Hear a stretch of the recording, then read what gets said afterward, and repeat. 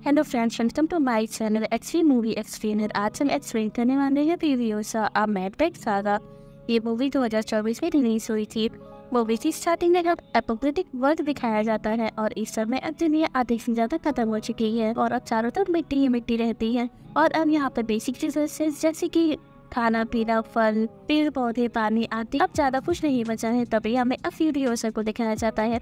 और फुरियोसा अपनी माँ और अपनी बहन के साथ एक कबीले में रहती थी और इनका कबीला जिस जगह था वहाँ पे पेड़ पौधे, पानी, फल वगैरह सब कुछ होता था और इसीलिए इस प्लेस को ग्रीन मैनी ब्रदर्स कहा जाता था। और ये जगह दूसरे यानी कि बाहरी लड़कों से छुपी हुई थी और अगर कोई बाहरी या विदेशी व्यक्ति यहाँ इस जगह पे चला जाता था तो यहाँ के रहने वाले लोग तो उन लोगों को मार देते थे ताकि ये जगह उन लोगों के नजरों में ना आए और ये जगह सेफ रहे। तभी हम यहाँ पे फुरियोसा और उसके सिस्टर को देखते हैं। ये लोग खेलते हुए एक फादर के पास आ जाती हैं। फुरियोसा वहाँ पे कुछ फ्रूट्स को कलेक्ट कर रही होती है। तभी उसे कुछ लोग नजर आते हैं और वो लोग बाइक राइडर्स होते हैं। ये लोग अब इस जगह को ढूंढ लेते हैं और यहाँ आकर के शिकार करके खा रहे होते हैं। तभी हम फुरियोसा को देखते हैं और वो इन लोगों की बाइक के पास आती है और उनके बाइक से कुछ पाइप्स को कट करने लगती है और ये सब कुछ फुरियोसा छुप करके कर रही होती है। तभी हम यहाँ पे बाइक राइडर्स को देखते हैं। उन लोगों की नजर अब फुरियोसा की तरफ जाती है और वो लोग फुरियोसा को आकर के पीछे से पकड़ लेते हैं। फुरियोसा अब जो जिसे चिल्ला रही होती है और अपनी जान बचाने की कोशिश कर रही होती है। तभी हमें दिखाया जाता है कि फुरियोसा के गले में एक सीटी होती है जिसे वो जोर से बजा रही होती है और उसकी सीटी की आवाज जो उसके कबीले तक पहुंच जाती है। वहीं पे फुरियोसा के माँ जब इस सीटी की आवाज को सुनती है तब वो समझ जाती है कि फुरियोसा खतरे में है, इसलिए वो अब कबीले से बाहर आती है और फुरियोसा को ढूंढने के लिए निकल जाती है। तभी हम देखते हैं कि अब वो बाइक राइडर्स जो फुरियोसा का एक हाथ अपनी बाइक में बांध करके उसे यहाँ से लेकर के जा रहे होते हैं। वहीं हम फुरियोसा की माँ को देखते हैं जो कि घोड़े से सभी बाइकर्स का पीछा कर रही होती है और फुरियोसा की माँ के पास एक गन होती है जिससे कि वो उन बाइक राइडर्स के ऊपर फायरिंग करती है और एक एक करके सभी बाइक राइडर्स मारे जाते हैं। लेकिन इनमें से एक बाइक राइडर जिसने फुरियोसा को बांध रखा होता है वो बच जाता है और फुरियोसा को लेकर के यहाँ से भाग जाता है। वो फुरियोसा को लेकर के अपने सरदार के पास जाता है जहाँ पे और भी काफी सारे राइडर्स होते हैं और यहीं पे उनका लीडर भी होता है। और तभी हम इन बाइक राइडर्स का कबीला भेजते हैं जहाँ पे इनका लीडर भी आता था और इनके लीडर का नाम डिमेंटर्स होता है। और जिस बाइक राइडर ने फुरियोसा को पकड़ करके यहाँ पे लाया होता है वो अब डिमेंटर्स के पास फुरियोसा को लेकर के जाता है ग्रीन प्लेस के बारे में बताने, जहाँ पे पेड़ पौधे, पानी, फल, फ्रूट सब कुछ है और साथ ही फुरियोसा को भी वो लीडर को देने के लिए जा रहा होता है। और ये बाइक राइडर ऐसा इसलिए कर रहा होता है ताकि डिमेंटर्स जो कि इसका लीडर है उसकी नजरों में इसकी काफी ज्यादा रिस्पेक्ट हो जाए और साथ ही उसका लीडर उसे बेकार न समझे। जिसके बाद अब हम उसी बाइक राइडर को देख रहे हैं और फुरियोसा को लीडर के पास बाइक से लेकर के जा रहा होता है। तभी फुरियोसा जो कि काफी ज्यादा चिराग होती है और वो उसी की बाइक में एक डंडा लगा देती है जिससे कि बाइक वहीं पे डैमेज हो जाती है और वही डंडा जो बाइक राइडर से गले में लग जाता है और उसका गला कट जाता है जिससे कि वो अधमरा हो जाता है। और यहाँ पे और भी बाइक राइडर्स होते हैं। ये लोग अब इसी बाइक राइडर को उठा करके डिमेंटर्स के पास लेकर के जाते हैं। लेकिन ये बाइक राइडर डिमेंटर्स के सामने कुछ भी नहीं बोल पा रहा था क्योंकि उसका गला कट चुका था। तभी यहाँ फुरियोसा को देखती है और वो भी अब डिमेंटर्स के सामने होती है। डिमेंटर्स अब फुरियोसा को यहाँ पे रख लेता है और उसे यहाँ पे सेफ रखता है और साथ ही डिमेंटर्स फुरियोसा को काफी सारा खाने के लिए भी देता है और साथ ही उसकी सिक्योरिटी के लिए वो दो लोगों को भी हायर करता है। जिसके बाद अब हम रात का सीन देखते हैं और फुरियोसा जो कि एक टेंट में होती है और उसकी सिक्योरिटी के लिए वहाँ पे 3 लोग होते हैं जिनमें से एक औरत भी होती है। तभी हम बाहर की तरफ देखते हैं कि चारों तरफ से मिट्टी मिट्टी होती है और उन्हीं मिट्टी के बीच में अब काफी तेजी से बवंडर आने लगता है। उसी बीच अब हम फुरियोसा की माँ को भी देखते हैं। वो अब यहाँ पे बाइक से आ जाती है फुरियोसा की जान बचाने के लिए और वो अब यहाँ आकर के सबसे पहले तो फुरियोसा की जो जेल सिक्योरिटी होती है वो उन्हें मार डालती है और वो औरत को छोड़ देती है। जिसके बाद वो फुरियोसा को उठाती है और यहाँ से लेकर के चली जाती है। अब हम यहाँ पे इस औरत को देखते हैं जो कि फुरियोसा की सिक्योरिटी के लिए लगी होती है। अब चिल्लाते हुए डिमेंटर्स के पास आती है और वो डिमेंटर्स के जाकर के बताती है कि फुरियोसा को घर से भाग गई है। ये बात सुनकर के डिमेंटर्स अब अपने पूरे बाइक राइडर्स की टीम को इकट्ठा करता है और उनके साथ निकल पड़ता है फुरियोसा की माँ का पीछा करने के लिए। और थोड़ी देर बाद हम देखते हैं कि फुरियोसा की माँ जो फुरियोसा को लेकर के ऐसे जा रही होती है वो अब बीच में ही समझ जाती है कि वो लोग पकड़े जाएंगे, इसीलिए वो अब बाइक से उतरती है और अपने बेटी यानी कि फुरियोसा से कहती है कि तुम बाइक लेकर के यहाँ से भाग जाओ क्योंकि उन्हें फाइनली पता होता है कि वो लोग यहाँ से अब ज़्यादा दिन नहीं जा पाएंगे और वो बाइक राइडर्स इन्हें पकड़ लेंगे। और साथ ही यहाँ पे फुरियोसा की माँ उसे एक बीज भी देती है और ये बीज एक पेड़ का होता है जिसे ये लगाने से वहाँ पे एक पेड़ निकल आएगा। फुरियोसा के बाद अब उसे कहती है कि तू इस बाइक को लेकर के जाओ और ग्रीन प्लेस पहुँच जाना और ग्रीन प्लेस का ध्यान रखना। जिसके बाद फुरियोसा की माँ अब यहाँ से फुरियोसा को भेज देती है उसी बाइक की मदद से और फिर वो अपना वापस आ जाती है बाइक राइडर्स के पास। अब यहाँ पे फ्यूरियोसा की माँ के पास गन होती है जिससे कि वो उन्हें बाइक राइडर्स के ऊपर फायरिंग करने लगती है।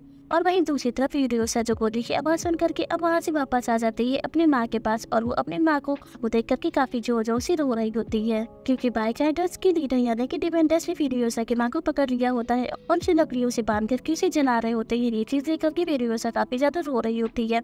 और वहीं डिमेंडस जो फ्यूरियोसा की माँ से बार बार ग्रीन प्लेस का रास्ता पूछ रहा होता है, लेकिन वो डिमेंडस को कुछ भी नहीं बताती है। जिसके बाद डिमेंडस अब फ्यूरियोसा की माँ को जान से मार देता है फ्यूरियोसा के सामने ही। जिसके बाद डिमेंडस वहीं पे फ्यूरियोसा को खड़ा हुआ देखता है और वो उसी बंदी बना लेता है। हालांकि यहाँ पे डिमेंडस फ्यूरियोसा के साथ कुछ भी गलत नहीं करता है और उसे अच्छे से रखता है, क्योंकि उसे पता होता है कि एक ना एक दिन फ्यूरियोसा उसे ग्रीन प्लेस का रास्ता बता ही देगी। और फिर काफी दिन बीत जाते हैं। दिन बाद डिमेंडस अपने पूरी टीम के साथ कहीं भी जा रहा होता है, तभी उसे आसमान की तरफ से एक रेड सिग्नल दिखाई देता है। इसीलिए डिमेंडस और उसकी पूरी टीम इस रेड सिग्नल का पीछा करते हुए उस जगह पे पहुंच जाते हैं जहाँ पे इन्हें एक आदमी मिलता है। और ये आदमी जो कि पूरी तरीके से कंगाल होता है, और वो डिमेंडस को देख करके उससे कहता है कि क्या मैं स्वर्ग में हूँ। और ये बात सुन करके डिमेंडस के साथ से कहता है कि हम लोग भी स्वर्ग जैसी ही जगह का पता लगा रहे हैं जहाँ पे खाना पीना सब कुछ है पूरी भरपूर मात्रा में। ये बात सुन करके वो आदमी डिमेंडस से कहता है कि ऐसी जगह जहाँ पे फल सब्जियाँ पेड़ पौधे पानी सब कुछ है, ये जगह तो सिर्फ सेटाडेल में है। और ये बात सुनकर के डिमेंडस अब अपनी पूरी टीम के साथ सेटाडेल प्लेस जाने के लिए निकल जाता है। और सेटाडेल जो कि एक किले की तरह है जहाँ पे वॉरलॉर्ड इमोर्टल जो राज करता है। साथ ही सेटाडेल में हम इमोर्टल जो भी काफी सारी देवियों को भी देख पाते हैं, जिनसे इमोर्टल जो बच्चे पैदा करता है, और अगर लड़का हुआ तो वो उन्हें खिला पिला करके बड़ा करता है और वो उन्हें पालता है ताकि वो बड़े होकर के उसकी रक्षा करे और उसके लिए लड़ाई कर सके।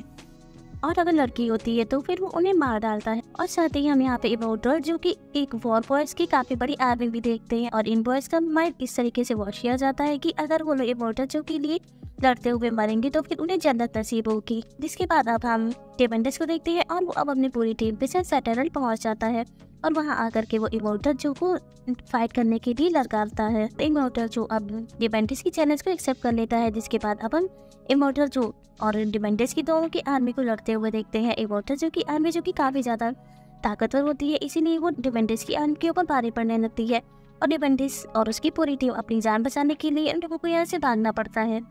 जिसके बाद डिमेंडस हार जाता है और वो यहाँ से छुप करके अब इमोर्टल जो को हराने के लिए दूसरा प्लान बनाता है। और उसे पता होता है कि इमोर्टल जो के अंडर में सेटाडेल के अलावा दो और ऐसी जगह हैं जो उसकी कंट्रोल में है, जिनके नाम था गैस टाउन और एक बुलेट फॉर्म। और गैस टाउन जो कि बेसिकली एक रिफाइनरी टाउन होता है जहाँ पे गैसोलीन और काफी सारे लिक्विड ऑयल ये सब बना जाते थे, और उन सब चीजों का यूज सेटाडाउन बाइक्स और काफी सारी मशीनों को चलाने के लिए यूज किया जाता था। और दूसरी जगह जिसका नाम था बुलेट फॉर्म, वहाँ पे काफी सारे हथियार बनाए जाते थे जैसे कि गन बम बारूद ये सब कुछ बनाया जाता था। साथ ही डिमेंडस को ये भी पता होता है कि गैस टाउन में इमोर्टल जो का भाई राज करता था। डिमेंडस ये डिसाइड करता है कि वो अब गैस टाउन को अपने अंडर में करेगा, और इसीलिए डिमेंडस अब अपनी पूरी टीम के साथ गैस टाउन पहुंच जाता है जहाँ पे वो अब इमोर्टल जो के भाई से फाइट करता है, और फाइनली वो इमोर्टल जो के भाई को हरा देता है। और फिर गैस टाउन में डिमेंडस का हक हो जाता है, वो अब गैस टाउन के अपने अंडर में कर लेता है। जिसके पर डिमेंडस अब इमोर्टल जो के पास जाता है और उसके सामने जाकर के वो उसे सौदेबाजी करता है, जिससे डिमेंडस इमोर्टल से कहता है कि आधे ट्रैक्टर गैसोलेट की जगह तुम्हें मुझे एक ट्रैक्टर पानी खाना और बाकी की जरूरत तुम्हारी चीज सब तुम मुझे दोगे, और अगर तुमने ऐसा नहीं तो फिर मैं तुम्हारे पूरे गैस टाउन को बम से उड़ा दूंगा, जिसके बाद सेटाडाउन का जितना भी गैस का स्रोत है वो सब डूब जाए। और ये बात सुनने के बाद इमोर्टल जो को डिमेंडस की बातों से एग्री करना पड़ता है, लेकिन तभी इमोर्टल जो डिमेंडस के साथ फ्यूरियोसा को देख, और इसीलिए इमोर्टल जो डिमेंडस से फ्यूरियोसा को एक्सचेंज करने की बात करता है, और डिमेंडस भी इस चीज से एग्री कर जाता है और वो फ्यूरियोसा को इमोर्टल जो से एक्सचेंज कर देता है। और इमोर्टल जो फ्यूरियोसा को अपने पास इसीलिए रखता है ताकि वो उसकी बीवियों के साथ रहेगी और एक दिन वो बड़ी हो जाएगी, जिसके बाद वो इमोर्टल जो के लिए बच्चे पैदा करेगी।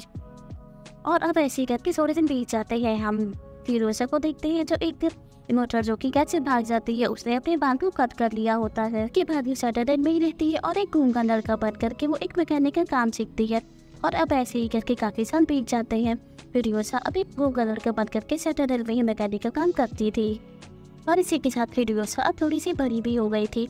यहाँ पे हम देखते हैं इमोर्टल जो कि आर्मी जो एक टैंकर बना रही होती है और इस टैंकर में बहुत सारे गैसोलीन को भर सकते हैं। अगर ट्रांसपोर्टेशन के दौरान उसके ऊपर कोई अटैक होता है तो फिर उससे उस टैंकर में कोई भी ज़्यादा नुकसान नहीं होगा, क्योंकि वो टैंकर काफ़ी ज़्यादा मजबूत बनाने वाले थे। साथ ही वो टैंकर जिस ट्रक पे होगा उस ट्रक में भी काफ़ी सारे इंजन लगे हुए थे, वजह से उस टैंकर पे कोई नुकसान नहीं होगा। तभी हम फ्यूरियोसा को देखते हैं और वो भी इसी टैंकर बनाने वाले मैकेनिक के साथ ही जुड़ जाती है। जिसके बाद अब हम इस ट्रक को चलाने वाले ड्राइवर को देखते हैं जो कि एक बहुत ही ताकतवर कमांडर होता है और वो काफ़ी तेज ही होता है, क्योंकि जितने बार पे वो गैस टाउन गया है गैसोलीन को लाने के लिए, तब उतने बार वो खाली हाथ नहीं लौटा है। वो कैसे भी करके वहाँ से गैसोलीन लेकर के ही आता था। और ये कमांडर इमोर्टल जो कि आर्मी का होता है। जिसके बाद हम जैक की ट्रक को देखते हैं और वो अब तैयारी हो जाती है और ये लोग इसी टैंकर और ट्रक की मदद से कहीं भी जा रहे होते हैं। और साथ ही इसी ट्रक में जैक की काफ़ी सारी आर्मी भी होती है जिसमें फ्यूरियोसा भी शामिल होती है। तभी हम देखते हैं कि इनके ट्रक पे अब डिवेंडस की टीम ने हमला कर दिया होता है और डिवेंडस के लोग जो कि कोई पैराशूट बन के आ रहा था तो कोई एरोप्लेन बन के आ रहा था। इस तरीके से आकर के ये लोग बहुत ही बड़ा अटैक कर देते हैं जैक की ट्रक पे। और ये अटैक इतना ज़्यादा खतरनाक होता है जिसमें कि जैक की पूरी आर्मी मारी जाती है सिवाय फ्यूरियोसा और जैक के। अब लास्ट में सिर्फ और सिर्फ फ्यूरियोसा और जैक ही बचते हैं और इन्हीं सब चीज़ों में हम देखते हैं कि फ्यूरियोसा की जो रियल आइडेंटिटी होती है वो रिवील हो जाती है। तभी फ्यूरियोसा अब जैक के पास जाती है उसको मारने के लिए ताकि वो इस ट्रक को लेकर के अपने ग्रीन के से वापस पहुंच जाए, लेकिन जैक वो भी काफ़ी बहादुर होता है और इसीलिए वो फ्यूरियोसा को अपने ट्रक से नीचे फेंक देता है। जिसके बाद जैक अपने ट्रक लेकर के यहाँ से निकल जाता है। तभी रास्ते में जैक सोचता है कि फ्यूरियोसा जो कि काफी ज्यादा बहादुर और उसकी फाइट देख करके वो समझ गया था कि फ्यूरियोसा काफी ज्यादा टैलेंटेड भी है, इसीलिए वो अब वापस से फ्यूरियोसा के पास आता है। इसके बाद जैक अब फ्यूरियोसा से बात करता है और उसकी अपना सेकंड कमांडर बना लेता है। जिसके बाद ये लोग एक साथ मिलकर के काफी सारी फाइट्स को भी लड़ते हैं और काफी सारे मिशन को भी पूरा करते हैं और धीरे धीरे करके इन दोनों में प्यार भी हो जाता है। और फिर एक दिन ये लोग बैठ करके डिसाइड कर रहे होते हैं कि वो लोग साथ में यहाँ से भाग जाएंगे। वहीं दूसरी तरफ अब हम डिवेंडस को देखते हैं जो कि गैस पे सारे खराब बना देता है, जिस वजह से उन लोगों को खाना पीना तो मिल रहा था, लेकिन डिवेंडस इमोर्टल जो को कोई भी गैसोलीन नहीं भेज रहा था। और इमोर्टल जो जिसे इस चीज़ का काफ़ी ज़्यादा बुरा लगता है और वो डिवेंडस के बुरे बिहेवियर काफ़ी ज़्यादा तंग आ चुका था, इसीलिए वो अब अपनी पूरी टीम के साथ मिलकर ये डिसाइड करता है कि वो अब गैस टाउन के ऊपर हमला करेगा। इसीलिए वो जैक और फ्यूरियोसा को बुलेट फॉर्म में भेजता है ताकि वो लोग वहाँ से जाकर के बम बारूद और काफ़ी सारे वेपर्स को यहाँ पे लेकर के आए, जिसकी मदद से इमोर्टल जो कि आर्मी गैस टाउन के ऊपर हमला कर सके। जिसके बाद जैक और फ्यूरियोसा निकल जाते हैं बुलेट फॉर्म के लिए। और जब ये लोग बुलेट फॉर्म पहुँचते हैं तब वो वहाँ देखते हैं कि यहाँ पे जितने भी लोग होते हैं वो सभी लोग मारे जाते हैं, क्योंकि इन लोगों के आने से पहले ही यहाँ पे डिवेंडस ने बुलेट फॉर्म के ऊपर हमला कर दिया था और यहाँ के सारे लोगों को मार दिया। इसके बाद डिवेंडस ने बुलेट फॉर्म को हथियार लिया था। तभी हम यहाँ पे डिवेंडस की आर्मी को आते हुए देखते हैं और दूसरी तरफ जैक और फ्यूरियोसा की आर्मी होती है। अब इन दोनों के बीच में काफ़ी बड़ी फाइट होने लगती है, जिसमें अब अगेन से काफ़ी सारे लोग मारे जाते हैं और अगेन से अब जैक एंड फ्यूरियोसा बच जाते हैं और ये लोग यहाँ से निकल करके भाग रहे होते हैं। तभी उनके सामने अब अगेन से डिवेंडस की बसी हुई आर्मी आ जाती है। जिसके बाद डिवेंडस अब फ्यूरियोसा के पास आता है और उसका एक हाथ जंजीरों से बांध देता है और उसे हवा में लटका देता है और दूसरी तरफ वो जैक को अपनी बाइक से बांधता है और उसे घसीट करके जान से मार डालता है फ्यूरियोसा की आंखों के सामने ही। जिसके बाद रात होती है और फ्यूरियोसा अपना हाथ उन जंजीरों से छुटा देती है और यहाँ से भाग जाती है और वो यहाँ से भाग करके सीधे सेंट्रल पहुँचती है, जहाँ पे जाकर के वो अपने लिए एक मैकेनिकल हाथ बनाती है और उसे अपने हाथों में पहन देती है। वहीं दूसरी तरफ अब हम डिवेंडस को देखते हैं और डिवेंडस से अपनी पूरी आर्मी के साथ मिल करके गैस टाउन और बुलेट फॉर्म दोनों के अपना कब्जा कर लिया होता है। जिसके बाद वो अपनी पूरी आर्मी के साथ सेंट्रल पहुंच रहा होता है ताकि वो सेंट्रल के ऊपर भी अपना कब्जा कर सके। और अब फाइनली डिवेंडस सेंट्रल पहुंच जाता है, लेकिन सेंट्रल जो कि काफी बड़ा होता है और उसके ऊपर इतना आसानी से कब्जा करना मुमकिन नहीं था। जिसके बाद यहाँ फाइट शुरू होती है डिवेंडस की आर्मी और इमोर्टल जो की आर्मी के बीच में। और इन लोगों की ये फाइट 40 दिन तक चलती है और इस 40 दिनों में डिवेंडस की आर्मी जो कि आधे से ज़्यादा खत्म हो चुकी थी और अब डिवेंडस की आर्मी में से 2 ही 3 लोग बचे हुए थे, इसलिए डिवेंडस को अपनी हार माननी पड़ती है और वो अपने बची हुई आर्मी के साथ यहाँ से भाग जाता है। और तभी हम फ्यूरियोसा को देखते हैं, वो अब अपनी बाइक पे बैठ करके डिवेंडस का पीछा करने लगती है और एक एक करके डिवेंडस की बची हुई आर्मी को भी मार देती है और फाइनली अब वो डिवेंडस को भी पकड़ देती है। और अब डिवेंडस जो कि एक काफ़ी सन की आदमी होता है, उसे मरने से कोई डर नहीं लगता है, इसीलिए फ्यूरियोसा को वो टॉन्ट मारता है और उससे कहता है कि तुम चाहे तो मुझे गोली मार दो, मुझे जला दो या मुझे घर में बांध करके घसीट दो, मुझे कोई फर्क नहीं पड़ेगा। और ऐसे सब कुछ फिरोजा को पहले से ही पता होता है कि डिमेंडर जो कि सन की है और उन्हें इन सब चीजों से कोई फर्क नहीं पड़ने वाला है। और फिर डिमेंडर फिरोजा से कहता है कि तुमने तो मुझे पहले ही मर चुकी है, चाहे से तुम मुझे गोली मारो तभी मुझे नहीं पता चलेगा कि कब मेरे सीने से गोली आर पार हो गई है। और तभी हम देखते हैं कि फिरोजा ने डिमेंडर्स को काफी दर्दनाक मौत दी होती है, क्योंकि फिरोजा ने डिमेंडर्स को सेटाडेल की गहराई में लेकर के गई थी जहाँ पे कोई भी इंसान नहीं जाता था। और वहाँ पे फिरोजा ने डिमेंडर्स की बॉडी के अंदर वो पीस डाल दिया था। और ये भी वही होता है जो कि फिरोजा को उसकी माँ ने दिया था मूवी की स्टार्टिंग में, जिसके बाद हम देखते हैं कि फिरोजा ने डिमेंडर्स की बॉडी के अंदर उस बीज को डाला और उस बीज से एक पेड़ निकला जो कि डिमेंडर्स की पूरी बॉडी से होते हुए निकला था। और ये पेड़ डिमेंडर्स की बॉडी के ही मिट्टी से बना हुआ था। पेड़ निकलने की वजह से उसी पेड़ में काफी सारे कीड़े भी लगे होते हैं जो कि डिमेंडर्स की बॉडी को नोच करके खा रहे होते हैं। लेकिन डिमेंडर्स वहाँ से हिल भी नहीं सकता था, क्योंकि वो जो पेड़ था वो डिमेंडर्स की बॉडी से ही निकला हुआ था। जिसके बाद वो पेड़ बड़ा होता है और उसमें एक फल आता है। फ्यूरियोसा उस फल को तोड़ती है और उस फल को लेकर के वो इमोर्टल जो कि सारी बीवियों को खिलाती है। और इसी के साथ फ्यूरियोसा का ये मिशन अब कंप्लीट हो जाता है और इसके बाद वो अब अपने नेक्स्ट मिशन के लिए आगे बढ़ती है। और इसी के साथ इस मूवी की एंडिंग में हो जाती है। Thank you for watching.